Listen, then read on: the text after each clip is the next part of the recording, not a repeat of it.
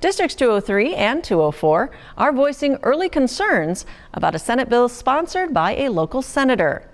Naperville News 17's Christian Kenazal has the details. Senate Bill 1189 would increase the minimum amount of physical education instruction students must take from 3 days a week to a set number of minutes per week. For elementary school students, that number is 150 minutes. For middle school and high school, it goes up to 225. This would make PE the only subject to have mandated minutes. If passed, it would have unintended consequences for local districts. It would take away elective courses, perhaps, from the high school and the middle school, and it would cost the district annually about $1.4 million. District 203 says for them, the cost would be closer to $2 million. That's because they'd have to hire almost 30 full-time teachers to fulfill the mandate.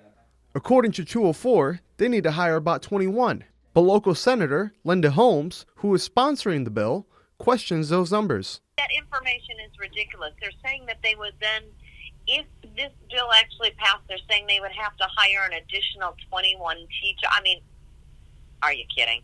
She supports the bill because of studies showing that physical activity has a positive benefit on a person's brain. It plays a huge part. So we know that just getting up and being physically active can bring your students back to being able to focus and pay attention in class.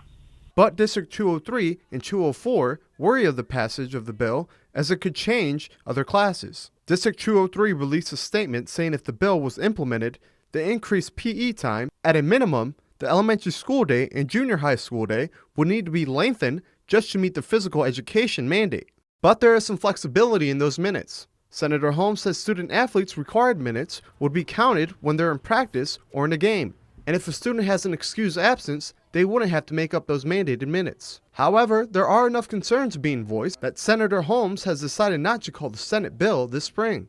But she does plan to meet with stakeholders, hear their issues, and find adjustments that everyone can agree upon. I'm finally going to sit down now and say, now I'm going to force you to come sit down at the table, and we're going to work out a way to do this.